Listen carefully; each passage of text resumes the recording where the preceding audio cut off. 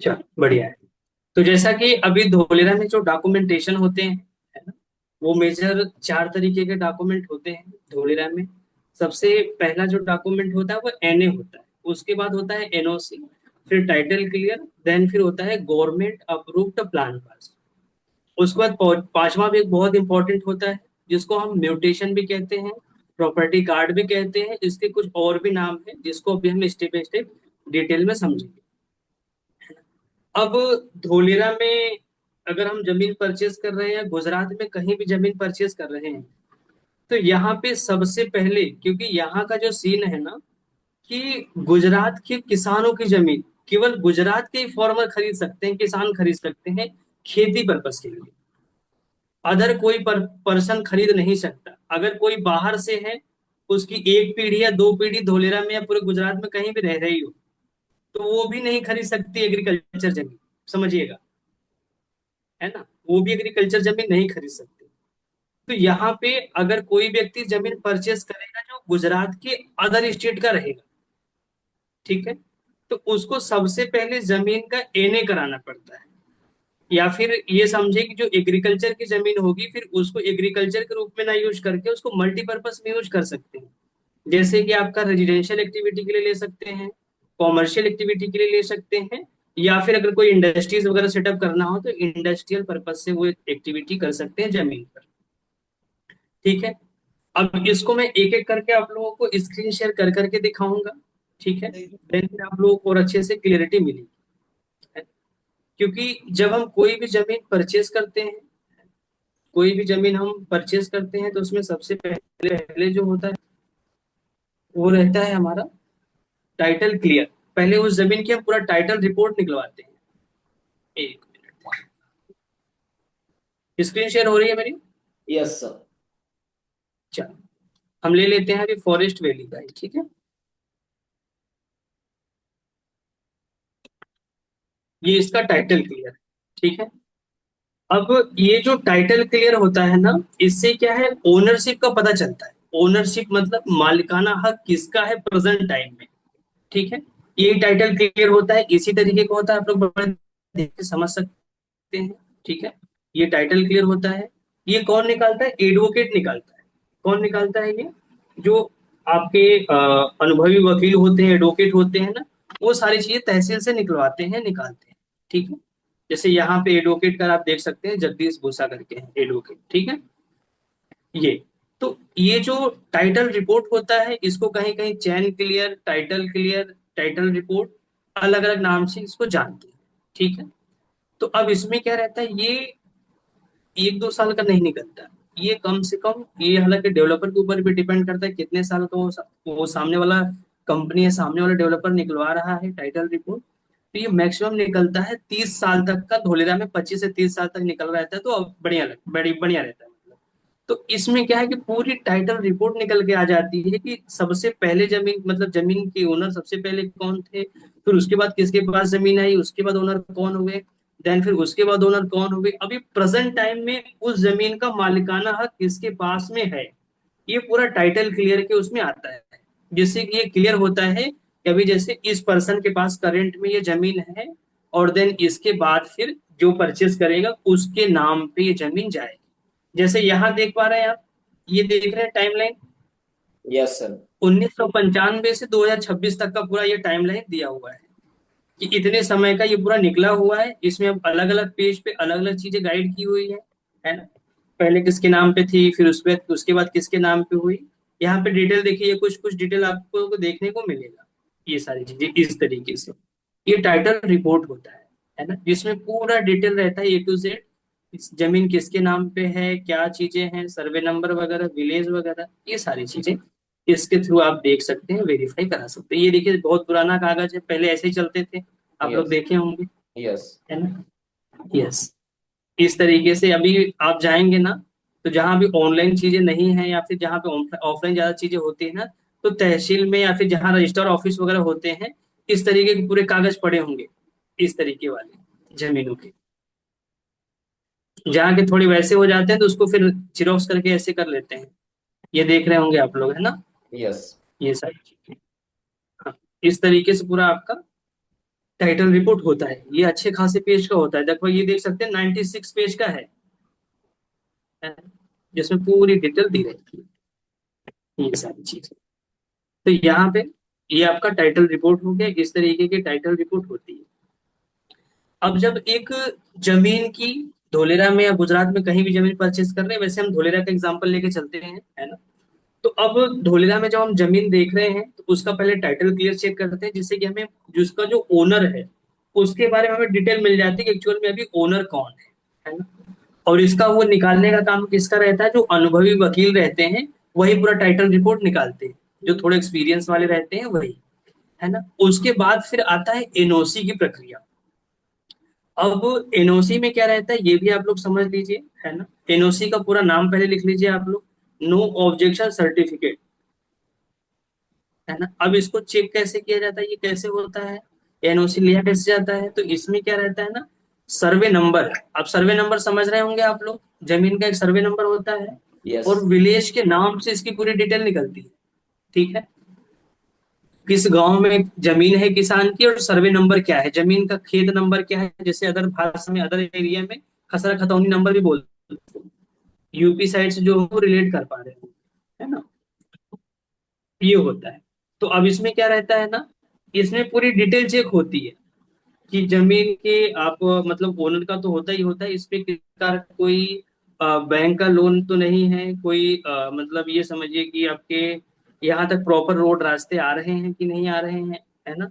उसके अलावा आप समझेंगे तो ये ऐसा तो नहीं कहीं दो चार लोगों के उसमें हो, दो चार लोगों का मतलब जैसे पिताजी का है जमीन, पिताजी के 2 से 3 लड़के हैं, है ना। और इसमें जो जो 15 दिन की कटिंग निकलवाई जाती है ना, तो ये 15 दिन का कटिंग निकलवाया है इसीलिए जाता है कि जिसके बेसिस पे ये क्लियर हो पाए कि इसमें और किसी का मालिकाना हक नहीं है जमीन पर। क्लियर हो रहा है ये चीजें, ये यस। 15 दिनों के लिए निकलवाया जाता है अखबार में, है ना। जो स्टेट लेवल के अखबार होते हैं उसमें निकलवाया जाता है ये चीजें। मतलब इससे ये क्लियर हो जाता है कि जमीन पूरी तरीके से सेफ और सिक्योर है एनओसी के माध्यम से, क्योंकि इसका पूरा नाम ही हुआ आपका नो ऑब्जेक्शन सर्टिफिकेट, मतलब जिस जमीन पर किसी भी प्रकार का किसी का भी कोई हस्तक्षेप या कोई ऑब्जेक्शन नहीं होगा। क्लियर हुआ ये चीज। यस। और ये ज्यादातर इसका जो आवेदन वगैरह भी किया जाता है ना, कलेक्टर ऑफिस से रेवेन्यू ऑफिस से किया जाता है, मतलब ये जो रजिस्ट्रार ऑफिस वगैरह होते हैं इन सब जगहों से इसका आवेदन भी किया जाता है। क्लियर हो रही है अनुज सब चीजें, यस बाकी सर। लोगों को क्लियर हो रही है। यस। Yes sir. अब अच्छा, एनओसी में कुछ और भी चीजें आती हैं। अब एनओसी में और भी चीजों का मतलब ये हो गया ना कि जैसे अगर जमीन कोई जैसे वन विभाग वालों का हो गया, वन विभाग या ऐसा कोई एरिया तो नहीं है जहाँ पे आपको ये एनओसी ना मिले, है ना। ऐसे एरियाज भी होते हैं, या फिर जहाँ पे कोई गवर्नमेंट का प्रोजेक्ट आने वाला हो, तो ऐसी जगहों पे भी जल्दी आपको एनओसी नहीं मिलता है, ठीक है। ये एनओसी प्लान पास में भी ये चीजें अप्लाई होती है, ठीक है। एनओसी होता कैसा है आप लोग देख सकते हैं, ये कटिंग है उसका, पेपर कटिंग होता है, ठीक है। ये आपका yes। ये दिख रहा है आप लोगों को ना? यस। ये तो पेपर में निकाला जाता है वो ना। इसमें कई चीजें होती हैं कोर्ट का, हालांकि इसमें तो आपका पूरा जमीन की डिटेल रहती है, इसमें मोबाइल है और भी डिटेल रहती है, जिससे कि अगर 15 दिन की तरह, हाँ ये कटिंग निकाली जाती है जिसके तहत अगर किसी का भी वो जमीन रहता है तो वो 15 दिनों के अंदर अपना डिटेल वो कर सकता है सबमिट, या कॉल वगैरह करके सारी जानकारी दे सकता है इसके बारे में, जमीन के बारे में, ठीक है। सर्वे नंबर, गांव, ये सारी चीजें मेंशन रहती है, ठीक है। ये रहता है एनओसी। इसमें किसी प्रकार का कोई गवर्नमेंट का कोई केस वगैरह तो नहीं चल रहा है, ये सारी चीजों का पूरा क्लियरेंस मिल जाता है। एक एनओसी होता है जैसे कोई लोन वगैरह लेता है ना, आप लोग समझिएगा, जब कोई लोन वगैरह लेता है तो जब वो लोन उसका कंप्लीट करता है, बैंक का चुकाता है, तो बैंक की तरफ से उसको एक एनओसी मिलता है, यस सर। जिसको भी बोलते हैं सेम यही नाम होता है। तो एज इट इज वही एनओसी यहाँ पे समझिए कि मतलब जमीन पूरी तरीके से साफ सुथरी, उस पे किसी भी प्रकार का कोई हस्तक्षेप नहीं होता, ठीक है। तो ये एनओसी की प्रक्रिया में आ जाता है। क्लियर हुआ ये चीज, एनओसी वाला सिस्टम। यस। अब जब जमीन का एनओसी निकल जाता है, जमीन क्लियर हो जाता है, जमीन साफ सुथरा है, तब उसके बाद अप्लाई होता है किसके लिए, एनए के लिए। किसके लिए अप्लाई होता है, एनए एनए के के एन लिए। लिए। यस। अब एनए वाला कहाँ है, ये एनए ऑर्डर हो गया आपका, अब एनए का अभी जो हम स्टार्टिंग में समझ रहे हैं, तो मैं आपको प्रक्रिया भी बता रहा हूँ, प्रोसेस भी बता रहा हूँ, ठीक है। अब जो एनए होता है, इसका पूरा नाम होता है नॉन एग्रीकल्चर, मतलब वह खेती या वह जमीन जहाँ पे खेती वगैरह हो रही है, उसको खेती के उसमें डाइवर्ट करके, चेंज करके उसको हमने मल्टीपर्पज यूज में लिया है।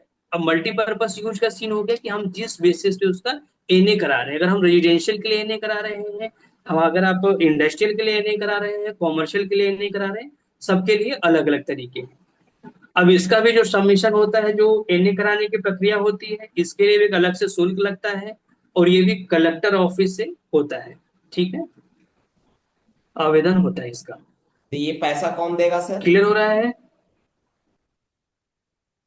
ये पैसा देता है किसान जिसके नाम पे एनए होगा, और ये जो एनए होगा वो किसान के ही नाम पे होगा, ध्यान रखना।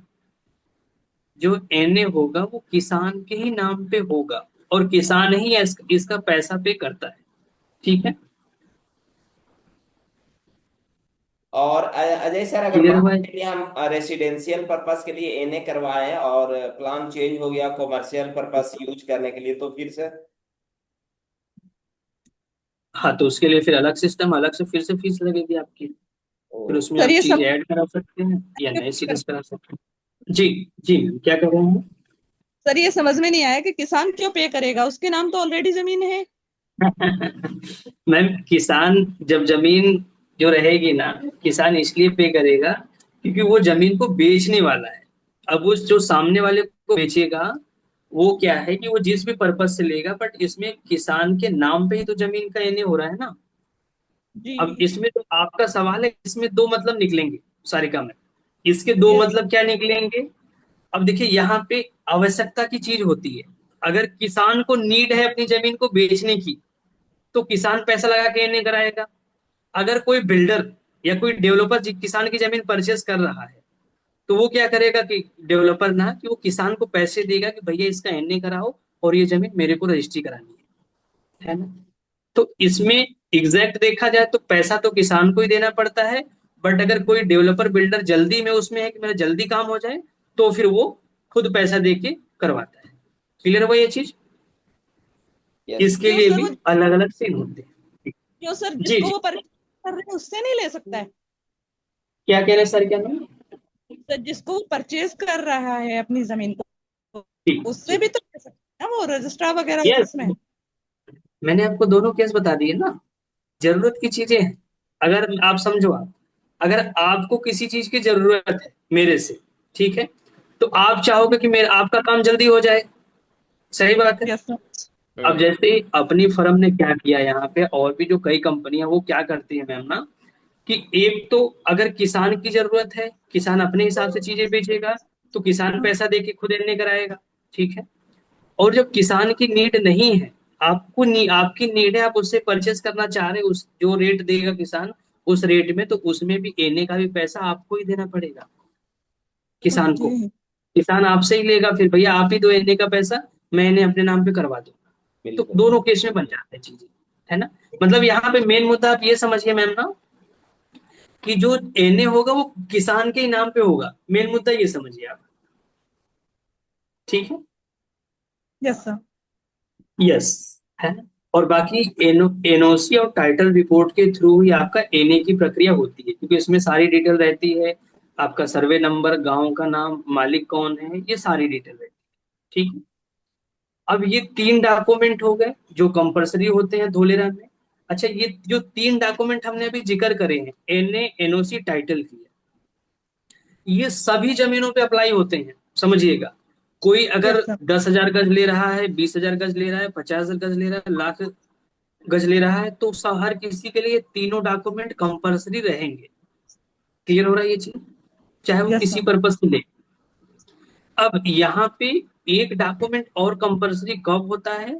जब कोई वही चीज टाउनशिप के अंदर लाता है, सोसाइटी के मॉडल में लाता है, तब उसको कराना पड़ता है government approved plan pass. Yes. अच्छा, एनए में भी ना, एनए में भी ध्यान रखिएगा, अगर सड़क सड़क की कनेक्टिविटी है तो भी एनए मिलता है। एनए का भी अप्रूवल, सड़क वगैरह की कनेक्टिविटी होती है, एक्सेस होता है, तो ही गवर्नमेंट एनए देती है, ठीक है। या फिर जब तक आप सड़क का एक्सेस या जो भी चीजें होती है वो जब तक बना नहीं देते तब तक वो एनए नहीं देते। क्लियर हो रहा है? यस। ऐसा। यस। अब सर, उसके बाद जो टाउनशिप आती है जी। फिर कोई मेरा कुछ एक पूछना है? सवाल ये है। हाँ हाँ। जी। कि जब किसान एनए करवाते हम्म। आवाज कट रही है मैम। सर एनए तभी क्लियर होगा जब वहां सड़क होगी। हाँ, सड़क होगी या सड़क के लिए रास्ता पहले से बना रहेगा या कुछ वैसा होगा तो ये नहीं मिलेगा।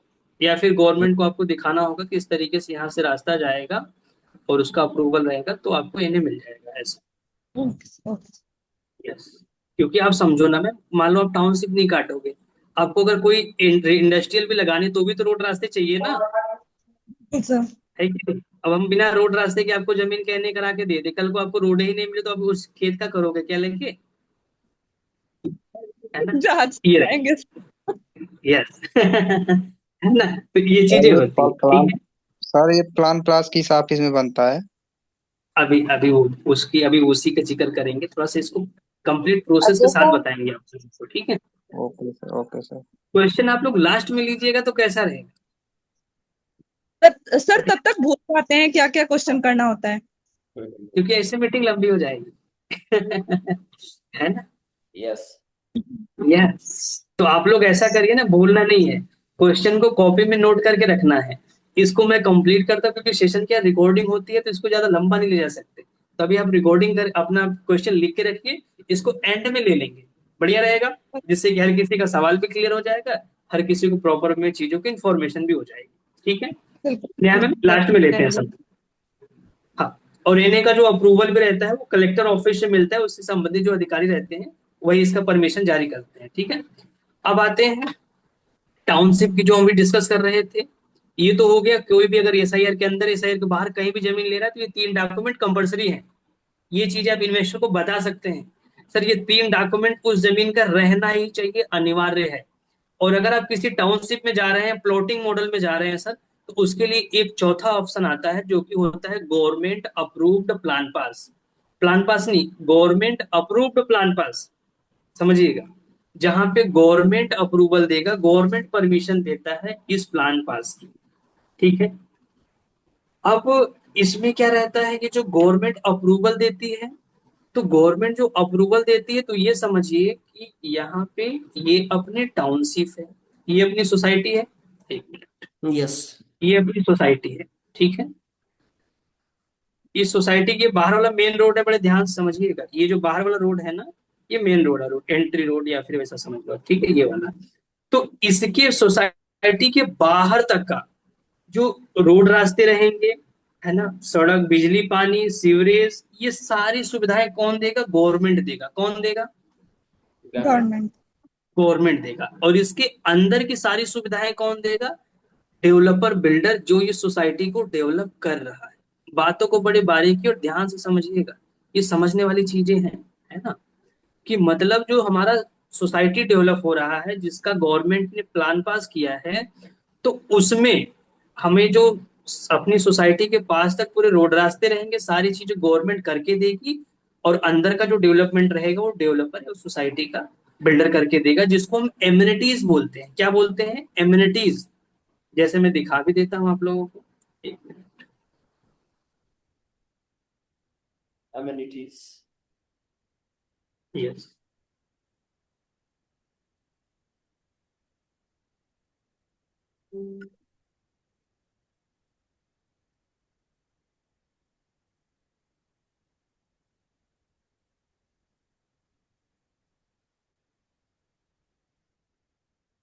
यस। ये जितनी सारी एम्यूनिटीज दी गई हैं इसमें, एज इट इज यही सारी एम्यूनिटीज इस पूरे टाउनशिप में मिलेंगी। इसमें समझ लेते हैं अच्छे से बारीकी से। ये जो अपना सोसाइटी है, इसके अंदर तक की सारी सुविधाएं कौन देगा? Developer, builder. और इसके बाहर तक की जो सारी सीवरेज, रोड, रास्ते, इन सब की चीजें रहेंगी वो गवर्नमेंट करके देगी, ठीक है। ये होता है। यस। समझ गए, ओवरऑल समझ गए होंगे थोड़ा बहुत इसमें से। अब इसमें हम और समझते हैं, ये जो ये जो प्लान पास दिख रहा है, सबसे पहले इसका क्या रहता है ना, जो आर्किटेक्ट होता है, आर्किटेक्ट समझते हैं आप लोग, इंजीनियर यस। जो इस पूरे नक्शे को तैयार करता है, ये यस सर। एक ऑथोराइज्ड पर्सन रहता है या जिसके पास लाइसेंस रहता है, वो आर्किटेक्ट ये पूरा बनाता है आपका लेआउट। अब इसको मैं और डिटेल में बताता हूँ, आप लोगों को अच्छे से क्लियर होगा। जैसे ये एक टोटल जमीन का टुकड़ा हो गया, अभी बीच वालों को भूल जाओ, ये पूरा जमीन का टुकड़ा है, ठीक है, 5 एकड़ का हम मान लेते हैं एवरेज, ये 5 एकड़ का ये पूरा जमीन का टुकड़ा है।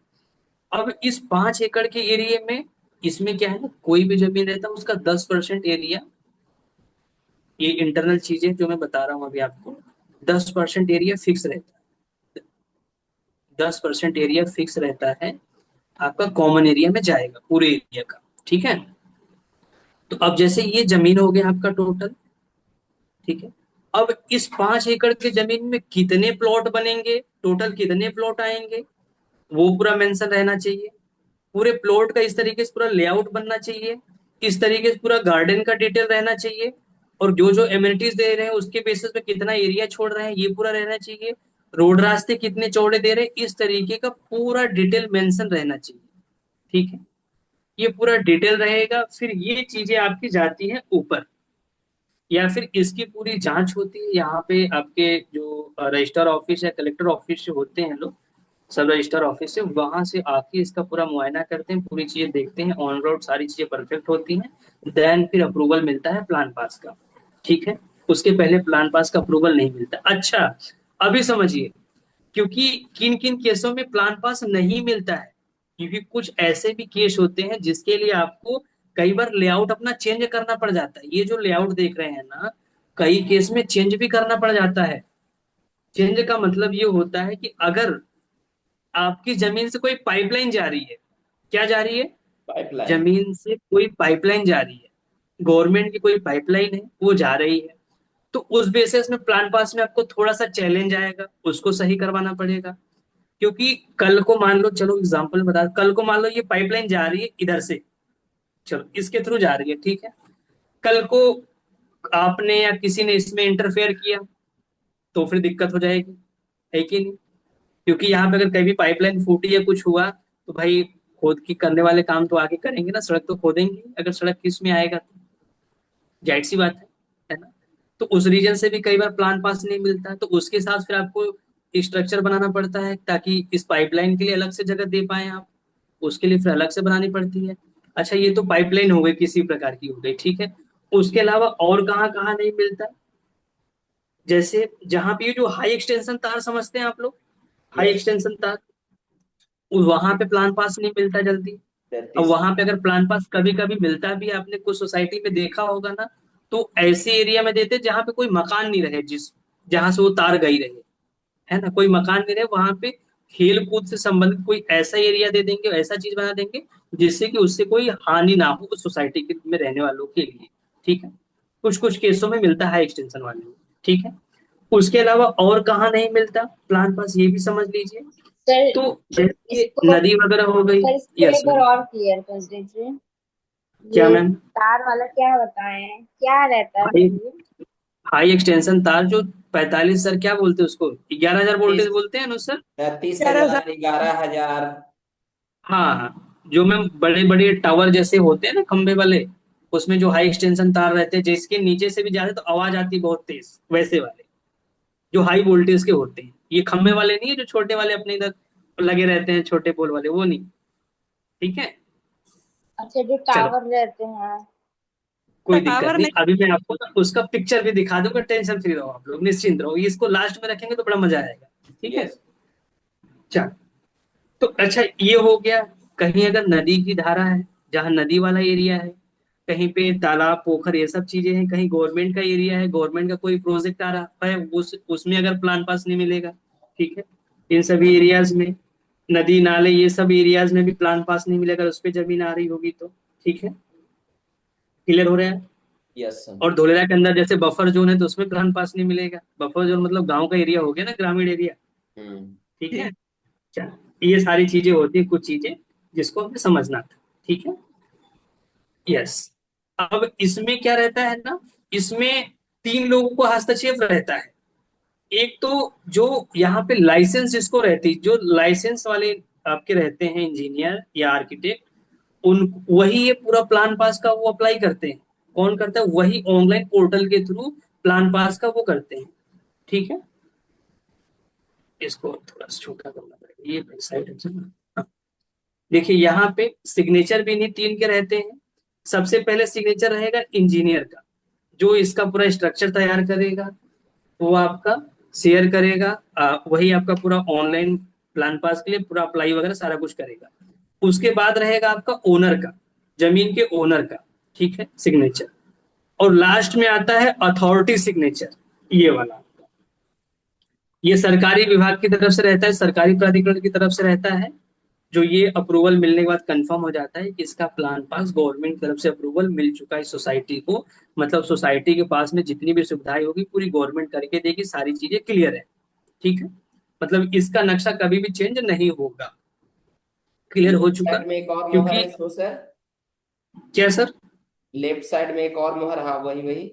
ये वाला अथॉरिटी सिग्नेचर, यहाँ की जो लोकल ये अथॉरिटी रहती है, ये साइड में, ये साइड में दमंत में। ये वाला, ये आपके ओनर का साइड, सिग्नेचर रहता है जिसकी जमीन है। ये आप ये उसके वाला, बाद, उसके बगल में सर, राइट में। ये बीच वाला। No sir. नहीं, ये तो वैसे ही, ये तो वैसे ही, इसका कोई नहीं। इसमें मेन 3 लोगों का हस्तक्षेप होता है, जो यही है, ये फिर वाला अथॉरिटी क्या बताएं, लास्ट वाला? Local authority. ये जैसे आपके ये वाला है ना, तो जिला कलेक्टर की अथॉरिटी हो गई, या फिर जो आपके ये क्या बोलते हैं इसको, तहसील वगैरह बोलते हैं ना, कहीं कहीं तहसील की अथॉरिटी रहती है, या जहाँ पे रजिस्ट्री वगैरह होती है वहां से। तो ऑन ग्राउंड सारी चीज चेक होती है, सरकारी प्राधिकरण भी बोलते हैं उसको, है ना। तो वहां से ऑन ग्राउंड सारी चीजें वेरीफाई होती है, सारी चीजें ओके रहती है, तो ही जाके गवर्नमेंट का प्लान पास मिलता है, गवर्नमेंट से अप्रूवल मिलता है सोसाइटी के लिए। तब इस सोसाइटी को आप बना सकते हैं, कोई भी एक्टिविटी कर सकते हैं अपने अनुसार। क्लियर हो गया ये चीजें? यस। आलोक की कोई दिक्कत तो नहीं है ना? तो ये सर चीजें हो गई, इसमें ठीक है जी। जी जी, बताइए। सर इसमें जैसे आपने बताया, एक आर्किटेक्ट जो होते हैं उनका हाँ, अप्रूवल मिलता है, एक यस। अथॉरिटी लोकल जो होते हैं उनका, और जो तीसरा है हमारा लैंड ऑनर जो होते हैं उनका भी अप्रूवल मिलता तब यस, होता है। तो अब जमीन का जो मेन ओनर है वही तो प्लान पास कराएगा ना, पैसे तो वही देगा ना, इसकी फीस तो वही देगा ना, ओनर ही। आर्किटेक्ट थोड़ी ना हम्म। देगा, यस सर। इंजीनियर थोड़ी ना देगा। कहेगा भैया अब जमीन तुम्हारी, प्लान पास मैं कर रहा हूँ। उल्टा तो पैसा लेगा, भैया मैं तो मेहनत कर रहा हूँ इसमें, मैं आपका पूरा स्ट्रक्चर तैयार कर रहा हूँ, पूरा इसका मैप नक्शा तैयार कर रहा हूँ, फिर उसके लिए मैं अप्लाई कर रहा हूँ प्लान पास के लिए, सारी चीजें कर रहा हूँ। आप तो उल्टा मेरे को दो पहले। ठीक है, चलो। जी जी। यस, तो ये चीजें हो जाती हैं आपकी। ये 4 चीजें हो गई, एनए हो गया, एनओसी हो गया, टाइटल क्लियर हो गया, प्लान पास हो गया। अब इसमें एक पांचवा भी सबसे इंपॉर्टेंट और अहम होता है, जिसको बोलते हैं म्यूटेशन। क्या बोलते हैं? म्यूटेशन। म्यूटेशन। एक मिनट रुकना, म्यूटेशन। म्यूटेशन कब आता है? वो रजिस्ट्री के सेल डीड होने के बाद आता है। जैसे यहाँ पे ये सेल डीड हो गया, ये सेल डीड होती है जिसमें खरीदी बिक्री की पूरी डिटेल दी रहती है। ये जो सेल डीड है, इसमें खरीदी बिक्री की पूरी डिटेल रहती है, क्या एरिया ले रहे हैं, कौन सा एरिया, जैसे अपने कंपनी नाम पे है, तो ये सारी डिटेल है। देख रहे हैं आप लोग ये सारी चीजें, हम्म। ये सारा डिटेल इसमें रहता है।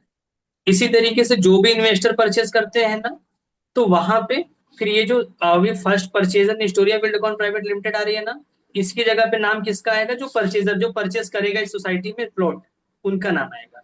ठीक है, तो वो आपका इस तरीके से रहेगा, इस तरीके से सारे इसके डॉक्यूमेंट रहेंगे। सेल डीड इसको बोलते हैं, है ना। अब ये जो सेल डीड होता है, इसी जिस दिन इसकी रजिस्ट्री होती है, जिस दिन रजिस्ट्रार ऑफिस में रजिस्ट्री होती है, उसी दिन आपका म्यूटेशन वाली प्रक्रिया कराई जाती है। उसी दिन आपका अप्लाई किया जाता है म्यूटेशन के लिए, जिसका जो अलग से हम चार्ज लेते हैं ना, जो चार्ज होता है आपका रजिस्ट्री एक्सपेंसेस प्लस आपका advocate fees, mutation, title report, इन सब के जो चार्ज होते हैं अलग से ना, 16,000 से लेके 21,000 के बीच में, वो यही होते हैं।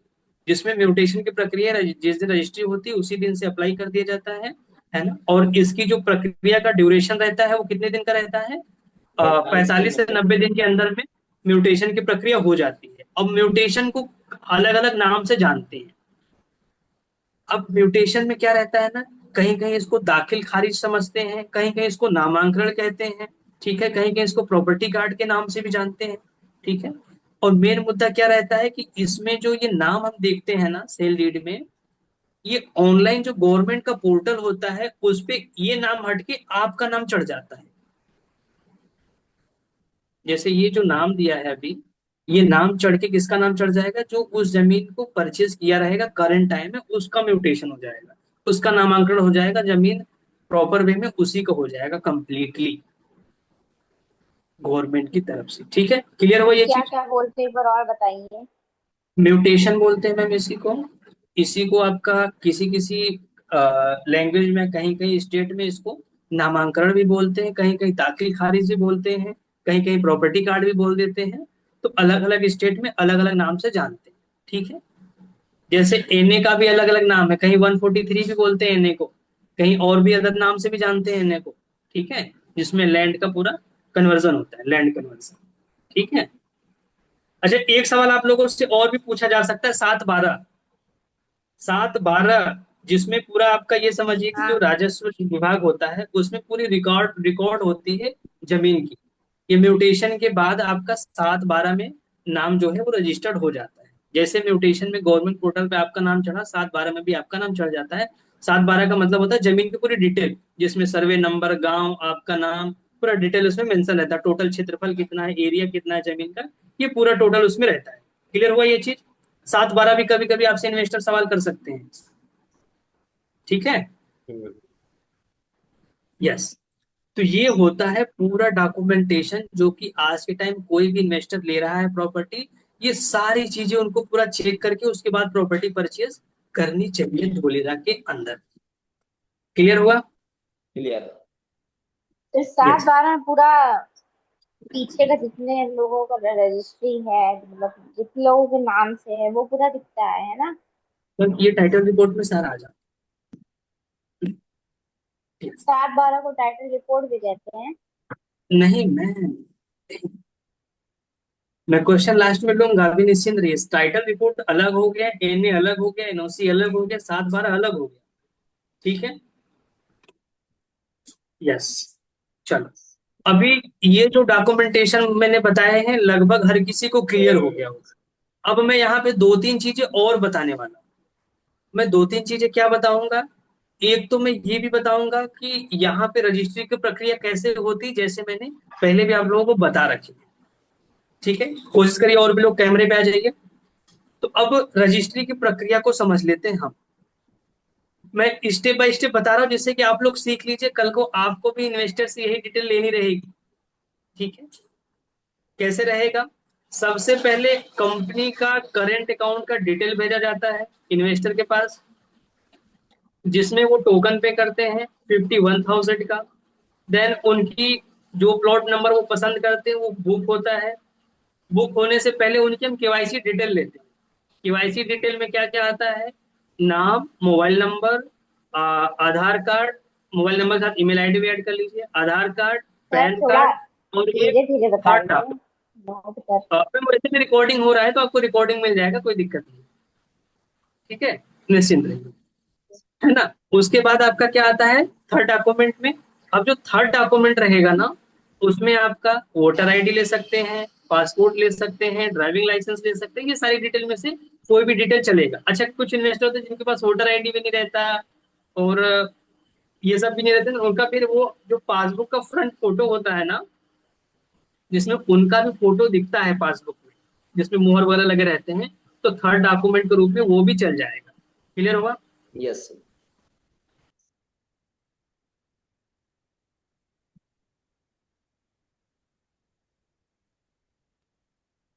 यस, क्लियर हो गया ये चीज। बिल्कुल। चलो बढ़िया। अब उसके अलावा ये हम सारी डिटेल लेते हैं इन्वेस्टर से, फिर उनको एक रिसिप्ट दिया जाता है कि सर ये आपका प्लॉट नंबर है, इस सोसाइटी में है, ये आपका बुक हो चुका है। उसमें पूरा डिटेल मेंशन रहता है कि अब उसमें क्या क्या डिटेल मेंशन रहता है, सोसाइटी का नाम, प्लॉट नंबर, उनका नाम, उन्होंने जो पेमेंट किया है, यूटीआर आईडी, ये सारी डिटेल उसमें मेंशन रहती है। क्लियर हुआ? देन फिर जैसे उनका रिमेनिंग पेमेंट कंप्लीट होता है प्लॉट की, तुरंत उनका क्या बनता है, ड्राफ्ट। जो हमने सेल डीड देखा है ना, वही ड्राफ्ट होता है। सेल डीड बनने से मतलब सिग्नेचर और बाकी प्रक्रिया होने से पहले का वो ड्राफ्ट रहता है। ठीक है, तो ड्राफ्ट रेडी होता है।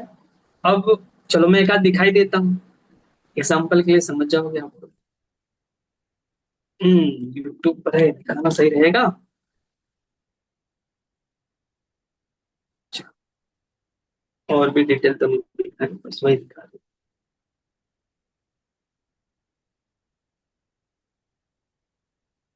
हम्म, हम्म, हम्म,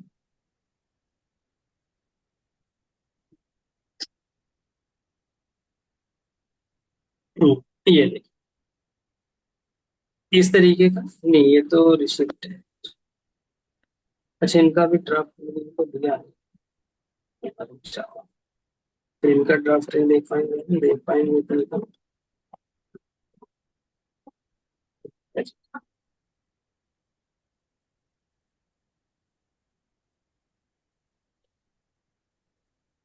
ये देखिए, इस तरीके का ड्राफ्ट रहता है। ये सेल डीड है, सारी चीज रहती है, ड्राफ्ट इसको बोला जाता है।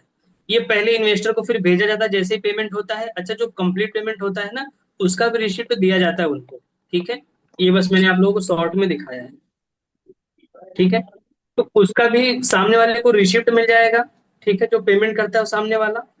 अच्छा, इसमें भी अब दो चीजें होती है, समझिएगा आप लोग। एक पार्ट ए होता है, पार्ट बी होता है।